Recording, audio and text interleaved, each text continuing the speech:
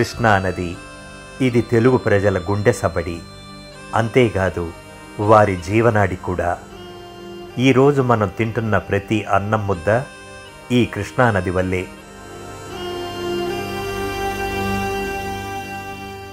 నేను నా స్నేహితులు సాయి ప్రసాద్, సలీంతో కలిసి శ్రీశైలం ఆనకట్ట చేరుకున్నాం. సమయం ఇప్పుడు 3:30.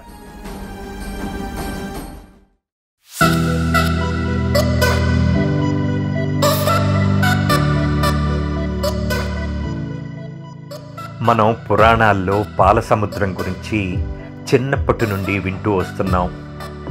కానీ మనం ఇప్పుడు నిజంగానే పాలసముద్రాన్ని చూస్తున్నాం కదా. ఇది నీళ్ళంటే ఎవరైనా నమ్ముతారా చెప్పండి? డ్యామ్లో నుంచి నీళ్లు ఇలా విడుదలై పారుతున్నప్పుడు కళ్ళారా డ్యామ్ మీద నిలబడి ప్రత్యక్షంగా చూడటం నాకు ఇదే మొదటిసారి. ఈ అనుభూతిని నేను వచ్చే జన్మలో కూడా గుర్తుంచుకుంటానేమో. అంత అందంగా, అంత అద్భుతంగా ఉంది.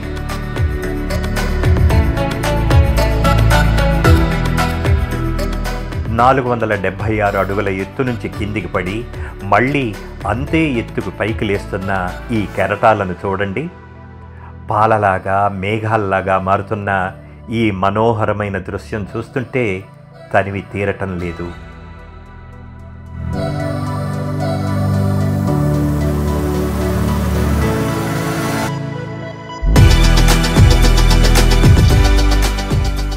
డ్యామ్కి ఒకవైపు నీళ్లు ఆహ్లాదాన్ని కలిగిస్తూ 476 అడుగుల ఎత్తు నుంచి కిందికి దూకుతుంటే, మరోవైపు అవే నీళ్లు బుద్ధుడిలా ఎంతో ప్రశాంతంగా కనపడుతూ ముందుకు సాగుతున్నాయి.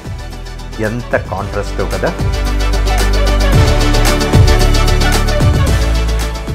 ఇప్పుడు నేను ఎక్కడున్నానో తెలుసా? సరిగ్గా డ్యామ్ కింద కాదు, డ్యామ్ లోపల అని చెప్పాలి. దీన్ని టెక్నికల్గా గ్యాలరీ అని పిలుస్తారు. మేము ఇప్పుడున్నది తెలంగాణ వైపు. ఇలా నడుచుకుంటూ ఆ చివరి వరకు వెళ్తే ఆంధ్రప్రదేశ్ చేరుతాం, అంటే శ్రీశైలం వైపుకి. ఈ గ్యాలరీ డ్యామ్ యొక్క భద్రతను తరచుగా తనిఖీ చేయటానికి పనికొస్తుంది. దీని పొడవు 1680 అడుగులు, అంటే ఇది డ్యామ్ పొడవు కూడా. డ్యామ్ పైభాగం నుంచి ఇది 135 అడుగుల కిందికి ఉంది. కుడివైపు ఉన్న గోడ 308 టీఎంసీ నీటిని ఆపి ఉంచింది. ఈ పాయింట్ నా మైండ్లోకి రాగానే ఒక్కసారి నా ఒళ్ళు జలధరించినట్టయింది. గుండె వేగం పెరిగింది. కానీ దేశంలో చాలా భద్రతతో కూడిన డ్యాంలో ఇదొకటని నాకు ఐడియా రాగానే మళ్ళీ మామూలు మనిషినయ్యాను. ఈ కోతిని చూడండి, ఎంత హ్యాపీగా టీవీగా ఆ గోడ మీద కూర్చుందో. ఒక డ్యామ్ నిల్వ చేసే నీటిని టీఎంసీలో కొలత వేస్తారు. టీఎంసీ అంటే 1000 million cubic feet. Srisailam dam reservoir సామర్థ్యం 308 టీఎంసీ. మనకు 308 టీఎంసీ నీళ్లంటే సులువుగా ఎలా అర్థం చేసుకోవచ్చు అది ఎంత క్వాంటిటీ అని? ఇది తెలుసుకోవటానికి మనం ఒక ఉదాహరణ తీసుకోవచ్చు.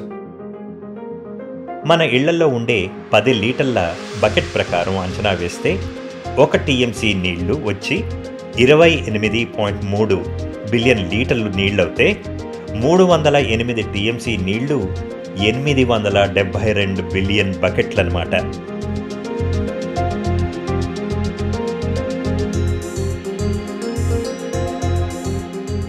శ్రీశైలం డ్యామ్కి 12 గేట్లున్నాయి. ఈరోజు మన అదృష్టం బాగుండి 10 గేట్లను తెరిచిపెట్టారు.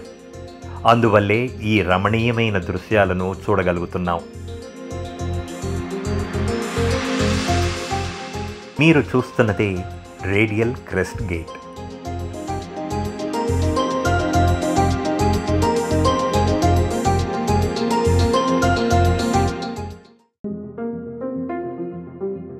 ఈ డ్యామ్ ఎన్ని ఎకరాల పొలాలకు సాగునీటిని అందిస్తుందో మీకేమైనా తెలుసా? దీని నీళ్లు 2000 చదరపు కిలోమీటర్లు లేదా 7,72,000 ఎకరాల పొలాల్లో వ్యవసాయం చేయటానికి ఉపయోగపడుతోంది. అంతేకాదు, ఈ డ్యామ్ నీళ్లు చెన్నై నగరం ప్రజల దాహాన్ని, ఇటు రాయలసీమలోని అనేక జిల్లా వాసుల తాగునీటి అవసరాలను తీరుస్తోంది. ఇది తెలుగు గంగ వల్ల సాధ్యపడింది.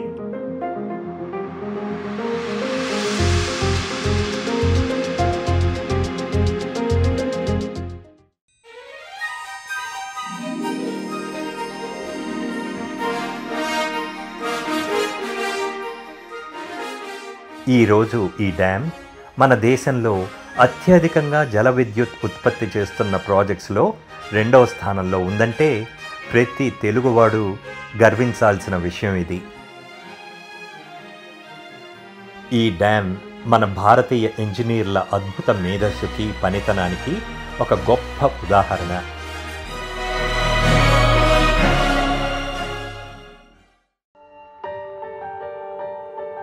వర్షాకాలం వచ్చిందంటే మనం టీవీ ఛానల్స్లో, వార్తాపత్రికల్లో శ్రీశైలం డ్యామ్ గేట్లు ఎత్తారన్న వార్తలు చూస్తూ ఉంటాం, చదువుతూ ఉంటాం. ఈ గేట్లు ఎత్తే సిబ్బంది, అధికారులు ఎవరో కాదు, వీరే. వీళ్ళు వర్షాలను, ఈదురుగాలులను సైతం ఎదుర్కొని ఈ గేట్లు తెరవడం, మూయడంలో ఎంతో శ్రమిస్తారు. వీరి వల్లే మనం ఈరోజు 10 గేట్లలోంచి నీళ్లు బయటికి వెళ్లే సుందరమైన దృశ్యాలను చూడగలుగుతున్నాం. 21వ శతాబ్దం మొదలయ్యి ఇప్పటికే 24 సంవత్సరాలు దాటింది. కానీ మన సివిక్ సెన్స్ని ఒకసారి చూడండి. ఇలాంటి అందమైన పర్యాటక ప్రదేశాలను చెత్త కుప్పలుగా మారుస్తూ, రోగాల బారిన పడేలా పర్యావరణాన్ని మారుస్తున్నాం. ఇంత అద్భుతమైన నేచర్ని ఇలా మనం నాశనం చేసుకుంటున్నాం, అందవికారంగా తయారు చేస్తున్నాం. అమెరికాలో ఎవరు బయట చెత్త పడేరు. పడేస్తే $1000 అంటే 88,000 రూపాయలు జరిమానా. వచ్చే వారం మనం ఈ డ్యామ్ దిగువ ప్రాంతం, శ్రీశైలంకి దగ్గరలో అంటే హైదరాబాద్కి వెళ్ళే దారిలోనే ఉన్న ఒక రమణీయ ప్రదేశం పేరు ఆక్టోపస్ పాయింట్ చూద్దాం. మీకు నా ప్రజెంటేషన్ నచ్చినట్టయితే మొహమాట పడకుండా సబ్స్క్రైబ్ చేస్తారని, లైక్ చేస్తారని, అందరికీ మీ వాట్సాప్ గ్రూప్స్లో షేర్ చేస్తారని ఆశిస్తున్నాను. మళ్ళీ కలిసేంతవరకు గుడ్ బై. మీ ఆరోగ్యం జాగ్రత్త. ఆరోగ్యాన్ని మించిన ఆస్తి మరొకటి లేదు.